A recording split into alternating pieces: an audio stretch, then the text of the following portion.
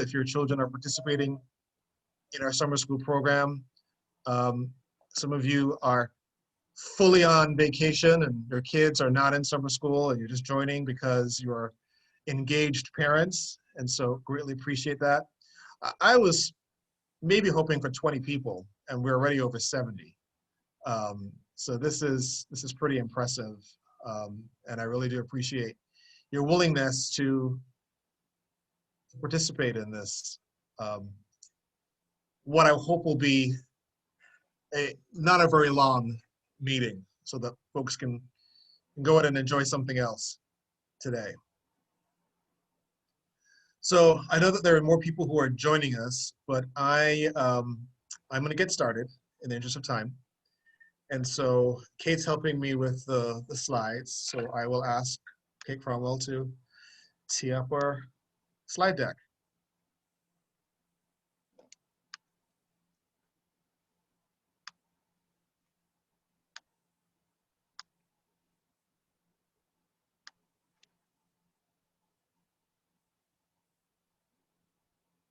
Great. Thank you, Kate. And we can move. Thank you. So once again, welcome families. And if you've participated in one of our Latin fora, you're old. This is old hat for you. But we do have subtitles available. And if you would like to access those subtitles, you can click on more in the toolbar. We've got two goals today. One is to discuss plans for 2021, 22, and those plans are not going to be exhaustive. They're plans relative to something that we want you to be aware of. It's something called our continuous education plan. If you could go back to the previous slide, Kate. So we're going to talk about those plans. We're also going to tee up our at-risk preference, the one that we are pursuing, which we mentioned something about in our last parent forum, and just want to give you a little bit more information about that. Please make sure that you mute yourself when you're not speaking. You're happy, we want to hear from you when you have questions, so you can unmute yourselves at that point in our meeting. And at some point, we'd love to be able to see people, although right now with me making that presentation and using the slide deck, can't see too many of you on one screen. So maybe at the end, you can start your video, or certainly if you're asking a question, we'd love to see you at that point. So without any further ado, let's jump into continuous education plan.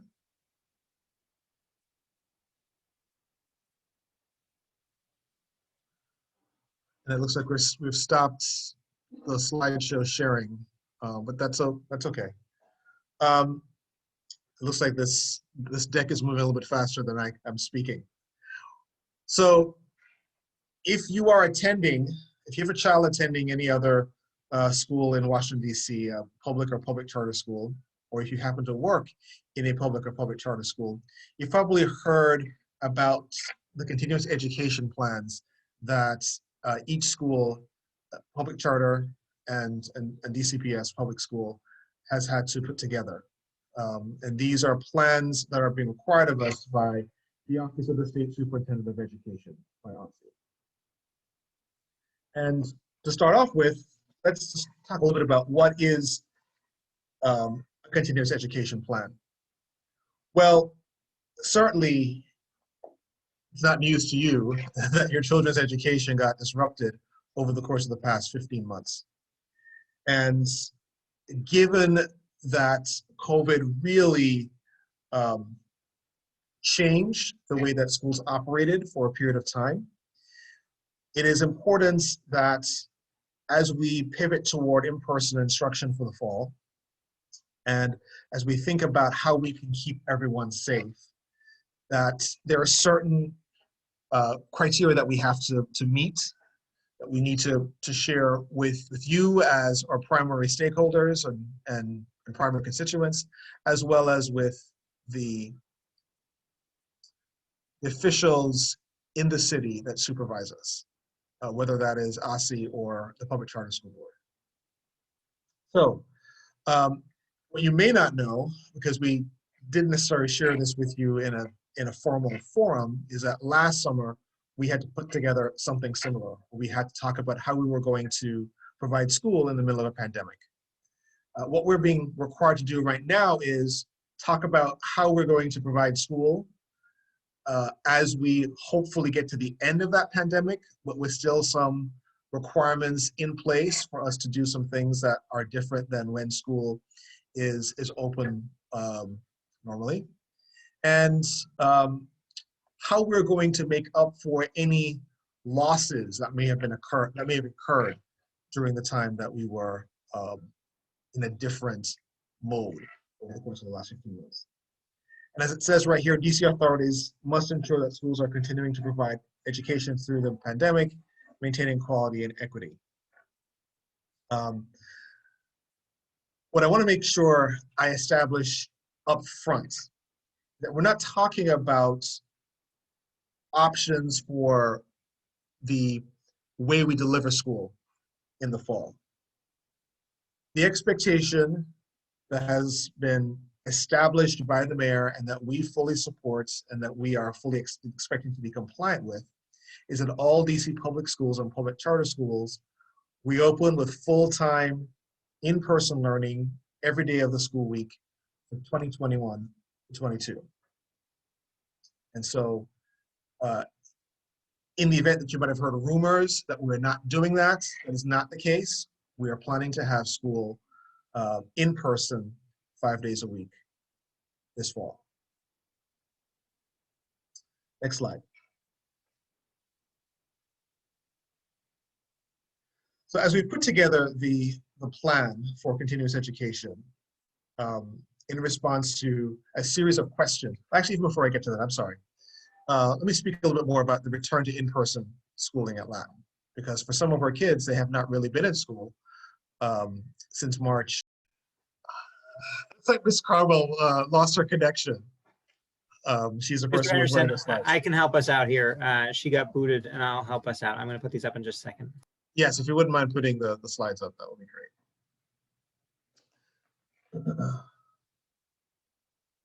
So yeah, so maybe some people who have some reservations about returning to in-person learning. And I just want to underscore for you that there are many reasons why we feel strongly that kids need to be in school this fall. It's better for student learning at all levels. Given that we are a relational school, a school that emphasizes community, a school where one of our official mottos is people matter, we believe that it is to the social emotional benefit of students to be in school. While there may be some creative things that we can do with Zoom, Zoom is a poor substitute for what can be offered in the classroom. Extracurricular activities will be offered in the fall. While there may be some adjustments that need to be made with our athletic program in particular, we will still have sports. Mages, which was suspended for the last school year, will resume. We'll give you more details in August about what that will look like and if there are any modifications to that. We'll be able to do in-person performances and not just live stream or record those performances. Yes, we recognize that there are some students that did well in the remote environment and that there were some innovations that we were able to employ that have merits that deserve perhaps ongoing consideration. And so we are considering some of those, and we'll share with you details about additional innovations that we might be implementing, such as what we're doing right now, a parent meeting on Zoom, doing some wellness Wednesdays as we had in the past, having some one-on-one tutorials as we have in the past, maybe thinking about parent-teacher conferences in some creative ways. Those things are things that we're still working on and working through, and we'll give you more details about them later on in the summer. But we just want you to realize that we have a commitment, which we are going to honor, to provide in-person learning and to make that in-person learning as safe as possible, which brings us really to the guiding principles of our plan. So if you can maybe move to the next one, Mr. Kelly. Great. So these three priorities or three guiding principles that have been stood up by the Office of the State Superintendent of Education are actually principles that resonate very much with what we've been thinking about for the return. And we've embraced these fully because we think that they're the right kinds of priorities and the right kinds of guiding principles for the work that we're going to be doing together. So safety first, that's our number one priority, and we will continue to do whatever we can to make the learning experience safe for our students and for the adults who are in our building. We are 100% committed to our student and staff well-being, and we want to think about well-being holistically. So we've listed here physical, social, emotional, mental, behavioral. If there are other dimensions of well-being, we'll consider those and address those in our planning. This term, accelerated learning, is one that I'm going to explain further. It is not necessarily the term that we would have used, but we could talk about how it does align with what we've been thinking about and planning for, and how we think it will allow us to provide the most robust framework of support for our students. So we have used these principles developed by OSSE and sort of work them within the context of our model, what's important for our community. And we've also been guided in large part by the feedback that we have gotten both from all stakeholders, from students, from faculty, and from parents. Many of you who in some of our past parent fora have given us rich feedback on what has worked, what has not worked, what you'd like to see moving forward. So we're trying to be sensitive and responsive to those ideas in crafting our plans for the fall. Next slide, please.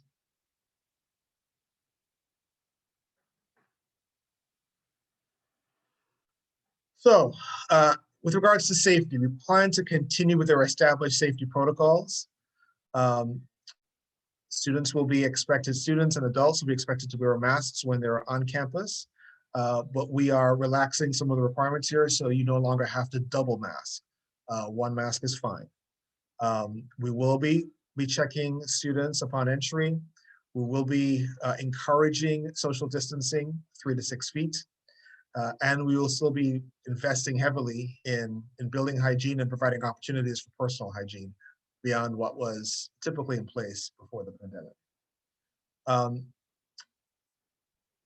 Again, we want to make sure that we minimize the spread of infection, and the way that we're doing that is testing or vaccination. So we'll make sure that we keep people safe by insisting that you either show proof of vaccination or you will be subject to weekly, this is for students and staff, subject to weekly testing using Curative, which is one of the vendors that we used this past year, one of 2 vendors that we use for testing.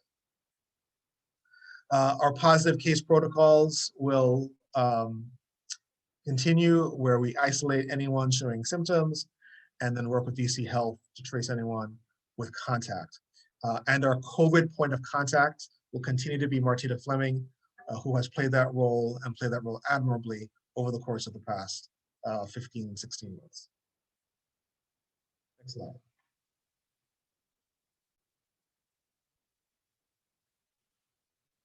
So I mentioned before that we are a relational community, that community building is one of our, I think, areas of strength, but it's also certainly one of the most important aspects of what makes us Latin. So we'll continue to emphasize that. However, we'll provide even more supports and resources around mental health, including doing some universal screening, providing access to counselors, not just by for students, but also adults will have access to counselors. And then wellness activities like I alluded to. More training for faculty in ways that are appropriate. Continuing to engage you as family members in a variety of programs, both in person and virtually. And then providing support for those who may need it. Anything from food assistance to connecting with wraparound services. Next slide. So I mentioned that this term accelerated learning is not necessarily the one that I would have used, but the way that OSSE is defining accelerated learning is really learning designed to close gaps that may have opened up over the course of the past 15 months, while enabling students to learn new material in the current grade. So it's not as if, okay, let's have a lost year and everyone go back to where they would have been a year ago. It's how can we account for what students should have learned last year, help them to catch up to the extent possible while continuing to learn the grade appropriate material. And this is because across the city, the research has shown that a number of students fell behind the expected, well, they didn't cover us, they didn't sort of, weren't exposed to so much grade level content. And even the content to which they were exposed, they did not perform as well. Now that's not necessarily the case at Latin as it is across the city, but there are some students who we know did not thrive in the remote environments and will need some additional support. And so how do we plan for this? Well, it's really doing a variety of things, including making sure that we have the data to see where students are. So we'll assess students to get a sense of where they are and what they'll need. And then where students need additional supports, we'll be in a position to provide those supports, including by adding some additional personnel for next school year, which is on our plans. Okay, next slide. Okay, so are there any possibilities for distance learning in the fall? As I've said before, the plan is that we will have in-person learning Monday to Friday in the fall. However, there could be 3 scenarios under which there might be some distance learning. So there may be an individual students who, due to COVID quarantine, may have to receive distant learning support for a short period of time. There may be a group of students because of exposure. So, we do contact tracing when we have a positive, if we have a positive case, and there are a group of students who are implicated by that, and those students have to quarantine for a short period of time. They may be subject to distance learning. And then there may be students who get a medical exemption.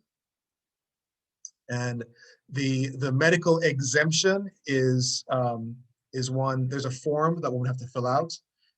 This is process that was established by the city, and the criteria for qualifying for an exemption is very specific. It would require, and so because of the sort of the rigid qualifications, this would be applicable to at most, a handful of students in any one school. And there may be no one who qualifies for that at Washington Latin. It's too early for us to tell at this point. Now, here is the challenge in this, and this is where we're going to need your help. If you believe that your child qualifies for a medical exemption, you'll have to get a doctor to sign off on that. We ask that you let us know about this no later than the 15th of July. This does not mean that you have to get the forms to us by the 15th of July, although we would prefer that you get them to us as quickly as possible. We recognize that it might be hard for you to get an appointment with a doctor, and so you may not be able to to furnish us with the forms by that date. But if you are considering this, if you are requesting an exemption, you're asking a doctor to sign a form, please let us know by the 15th of July. It is absolutely critical for us to be able to make the plans necessary. And we're going to need that much time to be able to stand up the right plans for a child who will need to be serviced under the terms of a medical exemption.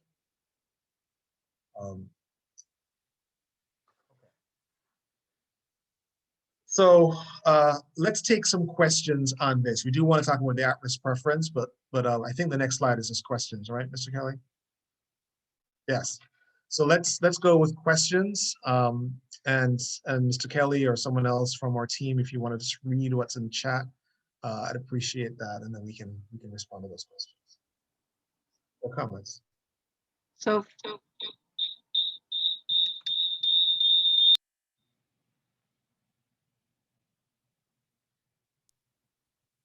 Mr. Anderson, the first question is, will the third principle, accelerated learning, mean more homework? Mr. Kelly, why don't you answer that question as the principal of Washington Latin? Sure. So I think one of the resounding pieces of feedback that we received from parents and in fact from faculty that may be a surprise to you is that we weren't significantly hurt by having less homework. I think it will look different in different disciplines. Not every discipline is affected in the same way, but we are not planning to accelerate learning by piling kids with more homework. We found that our model that we used over the last year, where we actually substantially limited homework, still worked. So no plans to pile kids with homework next year. Mr. Anderson, the next question is, will the mask mandate be revised closer to the opening of school? So the mask mandate is not a Washington Latin mandate. The mask mandate is actually coming from the Department of Health. It is a DC requirement for all public schools and public charter schools. And so if that mandate changes, then we'll be able to revise it. So we're at the mercy of whatever it is we're required to do by DC Health. The next question. And I will tell you that things, and let me just say one other thing to that point. We have received a number of, we have seen a number of revisions to Department of Health guidelines over the course of just the past even 6 weeks. And so as the situation in the city changes, it would not be surprising to me to see some of those guidelines change. I can't speak specifically to the masking requirements, but there have been other restrictions that have been lifted, and there have been some requirements that have been changed to recommendations, et cetera. So we'll see where we are closer to the school year. We'll keep communicating with you about where we stand. Mr. Anderson, there were several questions that were the same variety, so I'm not going to ask any more of those. There's another question about rising fifth graders and recommended summer reading. So for any rising fifth grade families, we do have a summer reading list. I'm going to put it in the chat in just a moment. You are welcome to come to the school where we have copies of the required reading for all students. There are other recommendations from that list. I'll put that list in the chat, and feel free to follow up with me or Miss Bradley directly about the summer reading for the middle school. I can jump in on the next one if you'd like, which is whether it would be I was going to ask you to do that, Ms. Fleming, so thank you. There you go. So the question was, would it be helpful to email our wonderful nurse, Stephanie Williams, nurse@latinpcs.org, with COVID vaccination proof if you have it now? The answer is yes, by all means, go right ahead. We will be having to check in on that as we get closer to school, and I understand that folks may be in different stages of it. So if your child is not yet fully vaccinated, but you're in that process, I would say hold off until you can send us a card that has the date for the second shot, if that's what you're doing. But if you would like to start sending those in, by all means, we will at some point have to do a mass collection of that information. So I'm happy to start that process now. And yes, nurse@latinpcs.org is the right email to use for that. Thank you, Kelly, for the question. Thank you, Ms. Question, Fleming, Mr. for the Anderson. answer. The next question, Mr. Anderson, is when will assessments and tests be administered, and will there be additional testing like Park? And will Park resume next school year? So the plan is for Park to resume this school year. That is the expectation. We did get a waiver that excused us from Park this past spring, but that was not a permanent waiver. That was a one-time waiver because there were some jurisdictions that were not exempt from those assessments. We are going to be following up with you to share results of assessments that may have been administered this school year. Obviously, your children already know how they performed on final exams, but there are other assessments that they may not have gotten the results for, particularly in middle school, that we'll be sharing those results with you at some point in the very near future. The kinds of assessments that we're talking about, for the most part, are assessments that we have done in the past, although we are going to be, at the beginning of the year, as I said, doing some kind of social emotional screener, and also doing some other kinds of diagnostic testing, particularly for the newer students. The next question, Mr. Anderson. For students who were with us last year and had a Chromebook, do they need to return it? And I'm happy to answer that. You do not need to return your Chromebook as long as you're returning to us. So those of you who have students who have a school Chromebook, keep them all summer and bring them back in the fall. There's a question about high school sports. And I think Ms. Fleming probably would like you to weigh in on this. What's the question? There were a question about what will the modifications look like? And do we know when high school sports tryouts will be? So the answer to both of those questions actually is unknown at this point. And part of the reason for that is the modifications are sport dependent. You know, they differ according to the different sports. And the city is changing the requirements or has been changing the requirements over the course of the past few months. So we would just ask you to stay tuned. We hope to be able to give you information about tryouts, particularly for fall sports in high school by the beginning of August. We hope to be able to let you know the status of those tryouts. And at that time, we hope to be able to give you more information about what modifications will be necessary. Great. The next question is, will there be in-person orientation events for new families before the beginning of the school year? And the answer is yes. Absolutely yes. All right, next question. Will the school bus go back to the pre-COVID schedule? So yes, we will definitely have a school bus, and I think the timing of it will be similar, assuming that we are not changing our pre-COVID schedule for start of school. We may do some modifications to the exact locations the school bus comes from. I'm confident that we'll keep the Eastern Market Stop, Anacostia, Hillcrest, Glover Park, and Tenley. I do have to do a little bit of looking at the Logan stop. I will be honest and say that over the years, the pickup at that stop has been decreasing. And so we have to look at what the rules are going to be around capacity on the buses and how we can make this work financially. Just to clarify one other point, we pay the same for the bus, whether there's one child on it or 55 children on it. It's the same cost. So as you can imagine, if we can put fewer kids on the bus for COVID reasons, that changes the finances of it for us. So honest answer is I am looking at all that, but yes, I fully expect that we will continue to have bus service from most of the stops that we were serving before. All right, I think the next question here is, will there be in-person school in the first few days of school, or will there be restrictions for students who have traveled outside of DC immediately prior to the start of school?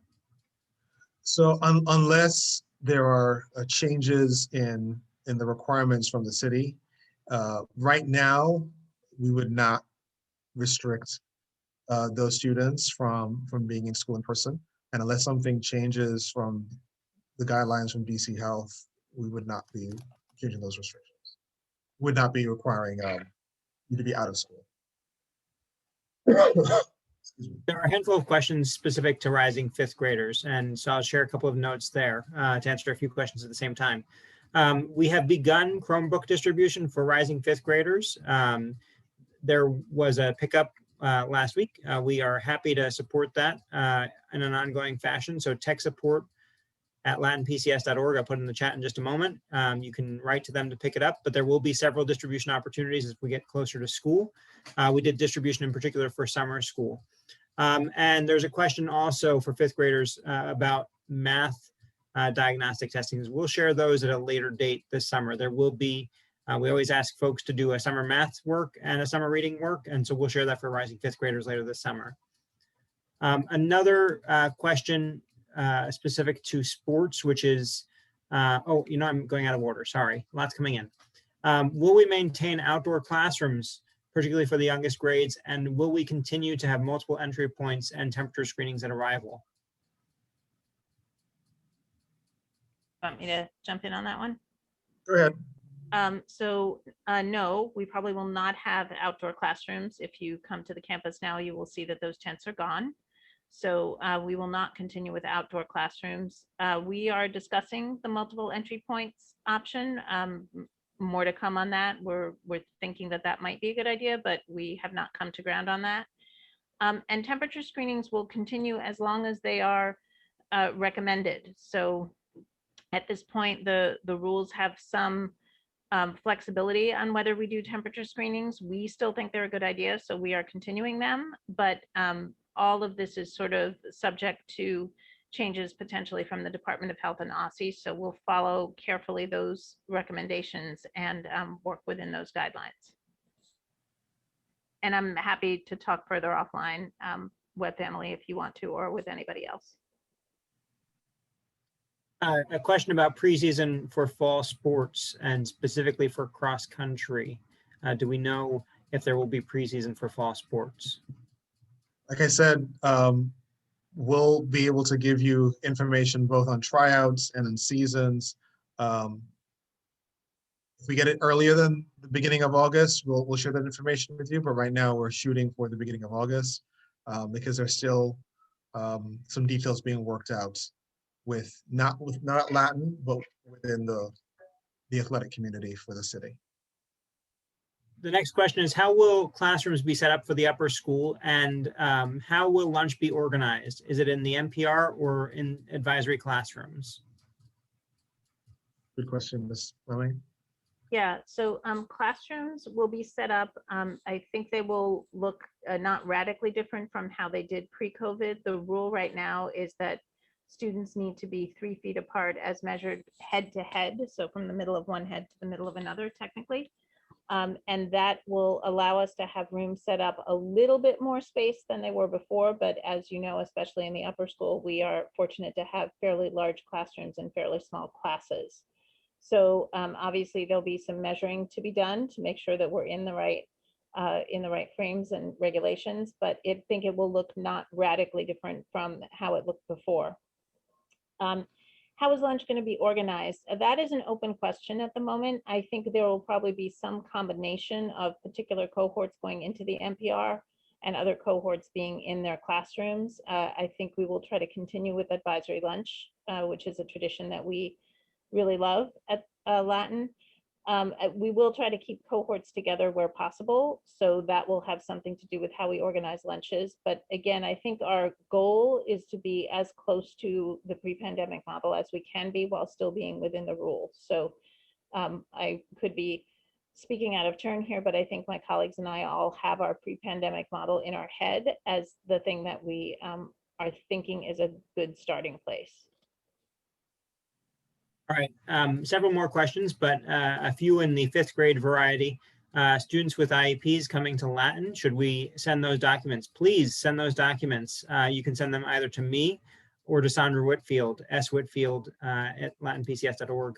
And then there's another just about the tech again, so I'll reiterate this. We will have additional distributions for rising 5th graders to distribute those Chromebooks. The next question is, are you planning to do a weekly cleaning day? So we will continue to have cleaning, but students will be on campus per the mayor's very, very strong recommendation for all of us, to almost a mandate, 5 days a week. So there will not be a day on which school is closed for cleaning. We will, of course, clean nightly as we have been, and we may do a more intensive cleaning on Wednesday evenings or some other evening, one evening a week.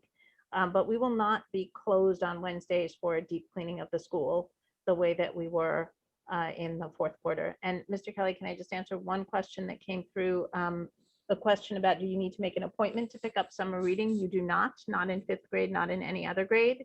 Our front desk is staffed from 8:30 to 2:30, I think, is, if I'm remembering the times right, every day. So you may come any day except Monday the 5th. Between those times and pick up summer reading. If you can't make it by 2:30, email me and we will make arrangements for someone to possibly be there to meet you later on than that. Another question about our start and end times for the school day. So we have no information on any changes to start and end times right now. If any of that changes, we will share that with you. But we don't have any information about any changes at this time. Next question, will we offer testing before school begins, and would we consider being a vaccine? Would we consider offering a vaccine clinic on site for families? Yes, I am pleased to say we have applied to do that and we have been approved to be a site for a vaccine clinic. And now the question is just scheduling when that will be, and whether it will be 2 separate clinics spaced the requisite 3 weeks apart, or how that all is going to work. But yes, we have been approved to be a vaccine clinic site, and we're just trying to figure out the details. In terms of testing before school begins, we have not really discussed whether we're going to require that of everybody as a baseline, the way that we did before. Testing is definitely available though. So let me put out there that if you are traveling, if your child is going to a summer camp and you need a negative COVID test for some reason, you are welcome to come and get that at Latin. We can provide that service for you. Please do call me so we can know when you're coming and make sure there's someone there to do it. But that is absolutely something that we can provide, and definitely something we're thinking about in a larger way before school starts. All right, the next question, Ms. Fleming, back to you. What is the process to reserve a seat on the bus? Yeah, so we'll get bus information around with the what we all affectionately call the summer packet. So there will be some information that will go around to everyone about buses. We'll ask you to complete a free and reduced meal form if your family qualifies for that. There are other forms that go with that I'm not remembering right now. And that will have the bus registration form. Let me say that we have never yet had to turn anyone away from the bus, so you do not need to worry that you have not jumped right on it or you've missed some opportunity for it. There is a capacity challenge potentially that I still need to figure out exactly how many kids can fit on a bus and how many buses we need at each stop and how much we have to charge for the bus based on how many kids can fit on the bus. And I have not done any of that math yet. So full disclosure that I'm not there at the moment, but you have not missed anything. Usually it comes sort of late July, first week in August. If you would like to know what that service looked like previously, I think it is still up on our website. And if not, email me and I can send you the information packet that we had from 2019. So at least you can get an idea of what it looked like before. There are several questions here asking for clarification on the class schedule and start time. Mr. Anderson, I'm happy to take a stab at this class schedule and start time. So we imagine returning substantially to the way our class schedule looked like in the pre-pandemic times, which in the middle school were short classes that rotated. In the upper school were a mix of short and longer classes that also rotated. So the first class a student has on a Monday is not necessarily the same first class they have on Tuesday. We may make some small modifications to that based on feedback we've received from families and from faculty. We're considering options this summer on that front.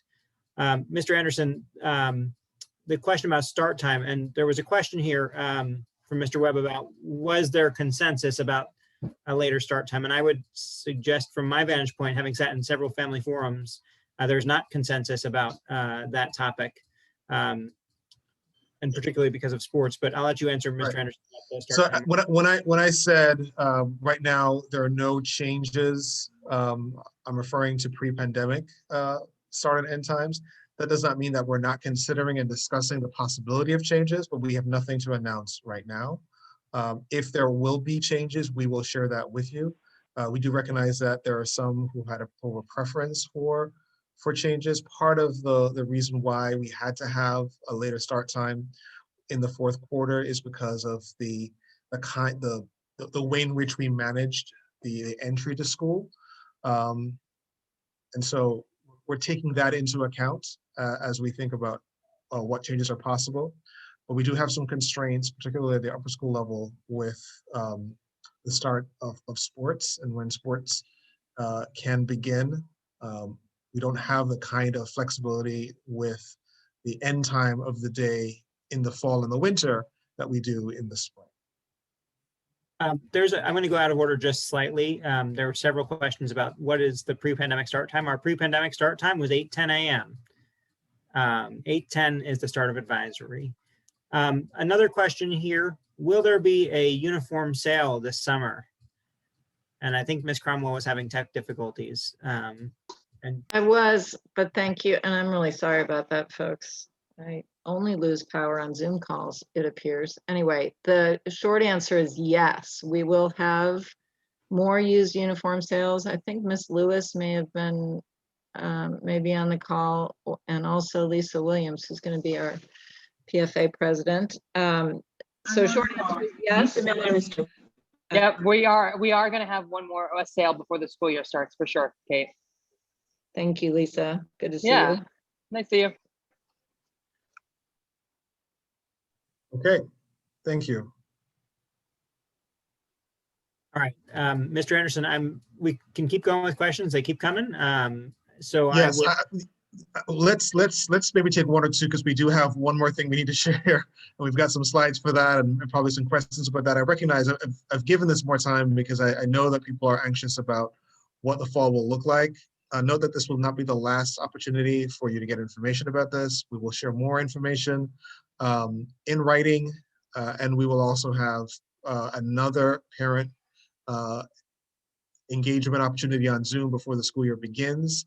And we'll also have an in-person opportunity right before the school year begins. So note that there'll be plenty of opportunities for you to engage, but I do recognize that there are some concerns and questions. So let's take one or two more, and then we can continue.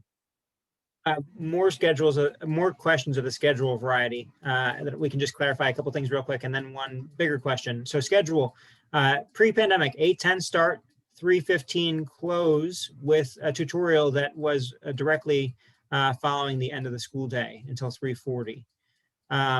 Our first day of school is Thursday, August 26th. It will be preceded by advisor meetings where you'll have a chance as a family to meet one-on-one with your student's advisor. More information about those days will come in August. And we'll also have 5th and 9th grade orientations. If you have a student entering in another grade, we're happy to have them come in for a visit, but we do not have a formal full-fledged orientation for those days. The next question, Mr. Anderson, for you, would we consider a PSA of some sort to inform families about how the Delta variant should figure into families' decisions to be vaccinated? Happy to share any information that we can. So not sure how formal that PSA would be, but yes, I think we'll certainly be happy to get information out to the community about the concerns about the Delta variant and then need to get vaccinated. Yes, happy to do that. And it's also one of the reasons why we are considering being, while we have applied to be and have been approved to be a vaccination site. Okay, so if you have, I appreciate that you may have other questions, and please feel free to email us. Let me just pivot now because I do want to be mindful of the 7 o'clock end time. Not sure we'll be able to necessarily, well, yeah, let's see if we can try to end as close to that time as possible. So just want to talk about the at-risk preference. which we are going to be applying for in the next couple of weeks.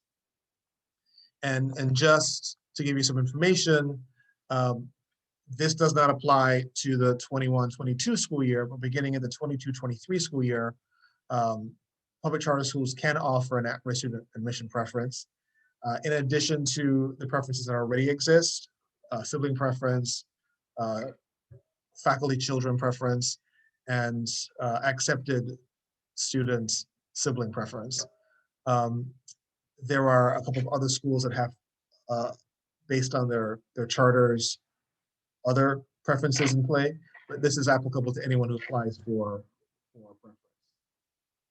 You can see it remains in effect for 5 years. It can be renewed in 5-year increments. There's an application that's available for schools each year that comes out about the summer.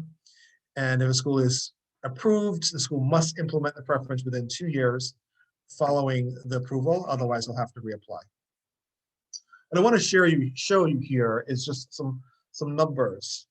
This shows subgroup populations at Washington Latin over time. I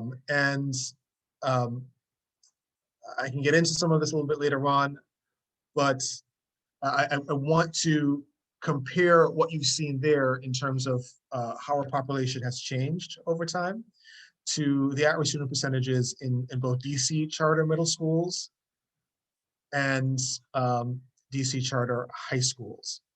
And you can see that there are some schools that have an at-risk population as small as 8.2%, and then there are some that are close to 99%. This is a chart that shows the percentage of applications received from at-risk families for each of the last 3 admission cycles for which we have data.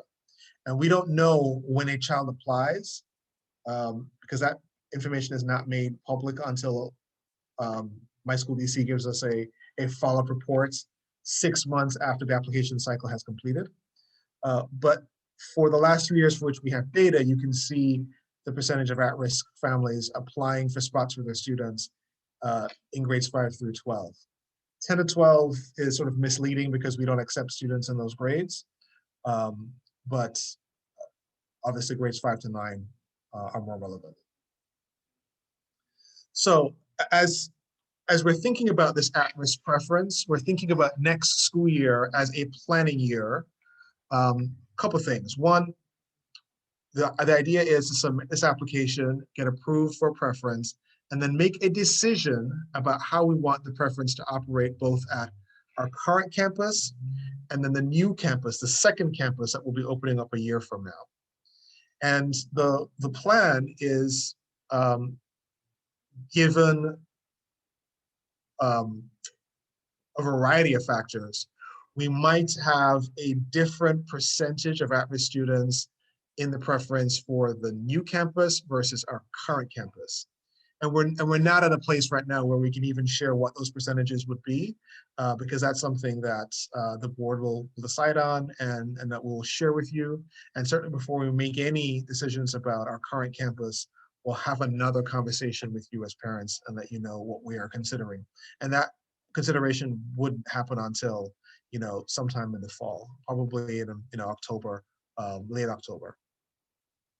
But the plan is, if we expect to serve more at-risk students, particularly at that second campus, that new campus, we can use next school year as a planning year to make sure that we have the right supports in place, we have the right programming in place, we have the right personnel in place to be able to facilitate the thriving of those students. And the planning will be focused on 4 areas: academic support for students, attention to social and emotional well-being, support and training for school personnel, and family engagement. And we can use your help, and we'll continue to we'll share more with you and continue to solicit help from you, because you can help us, particularly in the recruitment process.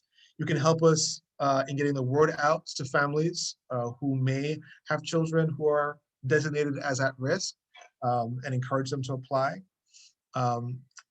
We'll be looking for some new staff, particularly for that new campus, and any referrals that you have. would be appreciated. And we're going to be using volunteers in some creative ways, particularly that second campus, and may even have some space for that on our current campus. So if you would like to volunteer, or you know people who would like to volunteer, or you can help us to recruit people who would volunteer, we can use your help and would welcome your support in that area. And I know that's very brief and very quick. And so I'm going to stop the share, give you a chance to show your faces, and offer you the opportunity to ask any questions if you have them. So there's a question I notice here. It's a question, where will the new campus be located? Well, that has not yet been determined. We are considering a couple of, a few options at present in different parts of the city. Have not secured a location as yet, have not signed a lease, have not purchased anything yet. And so as soon as that new campus is determined, that location, we will let you know. And then there was a question, how is at-risk being defined? Let me just share that I don't like the term at-risk, but it is an official designation by the city of Washington, D.C. And students are considered at risk if they meet one or more of the following characteristics. They qualify for public assistance, primarily TANF or SNAP. They have been homeless or housing insecure, or considered housing insecure as defined by McKinney-Vento. They have been involved with the foster care system, or they are high school students who are over age and unaccredited, which means that they're older than the expected age for the grade in which they are enrolled. And so those are the official criteria, and it's those students and how those students are defined that we are working to serve more. Okay.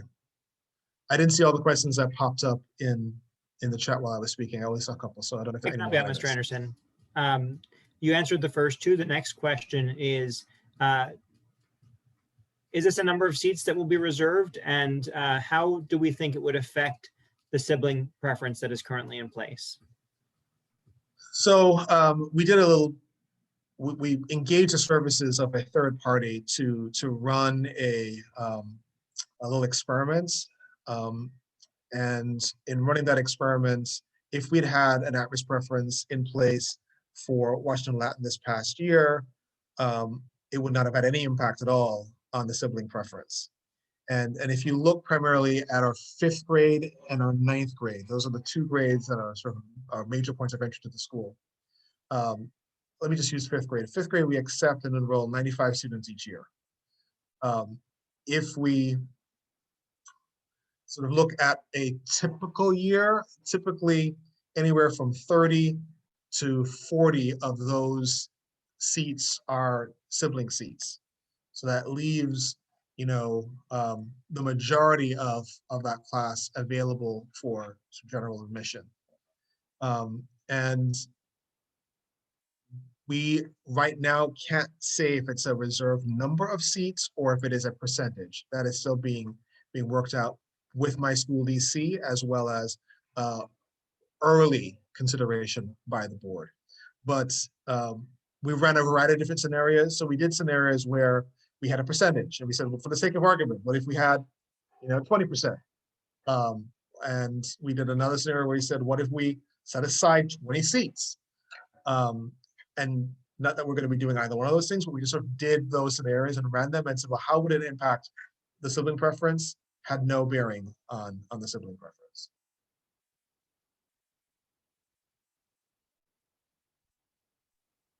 Another question, perhaps unsurprisingly, given the sender, Ms. Thorpe Lewis would like to know, how can parents be supportive? What do we anticipate we'll ask of parents as volunteers, and what roles will they play?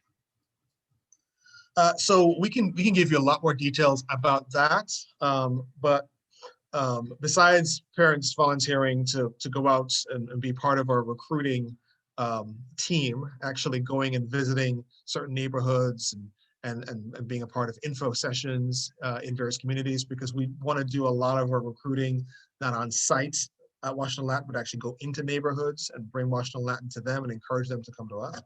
So besides that, which I think is pretty straightforward, you know, always looking for parents who can maybe help as mentors. There are many young people who could benefit from strong positive role models, and many of you, I think if you have the bandwidth to help in that regard, would be wonderful role models for students. You'd be wonderful role models for some of our current students, as well as any future students. So those are two of the major areas of help that we would look for from parent volunteers. Mr. Anderson, there's another question. To what extent would this preference impact the size of our school population? Would it make class sizes or the school population bigger? We are not changing the size of our school population. So it would not make the school population any bigger.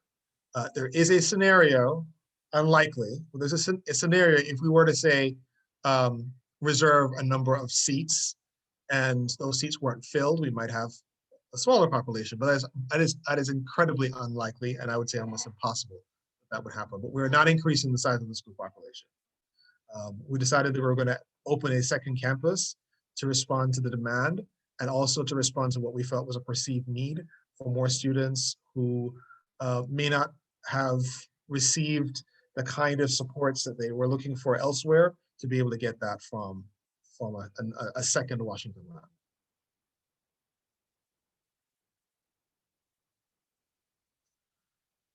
Any more questions, Mr. Kelly, or are we done? Could we maybe wrap up right on time? Yeah, I think it's possible I've missed one in the mix. There's been a lot, but I think we've got most of them. Wonderful. Well, I know this was a really quick meeting, and many of you probably still have lingering questions and maybe even some suggestions that you want us to consider. And I would welcome you sharing those with us. We love, one of the things that the members of the leadership team love about this community is that we've got so many engaged parents with wonderful ideas who are deeply thoughtful. So we would welcome any, so the question, is the at-risk preference a done deal? We are applying for that at-risk preference in the next 2 weeks. And we don't know, what the application says is that we are going to implement a preference. It does not obligate us to specify what a percentage will be, how it will operate, on one campus versus another. It simply says we would like to exercise a preference, and this is how we would serve those students who would be on our campus because of that preference. Beyond that, there isn't anything else. So again, thank you so much for your engagement. And as I was saying before I stopped to respond to that question, if you've got ideas, if you've got questions, please don't hesitate to reach out to us. And if we don't see you in person or virtually for a few more weeks, we hope that you will enjoy a wonderful, restful, restorative summer break, and look forward to welcome you back in person in the fall.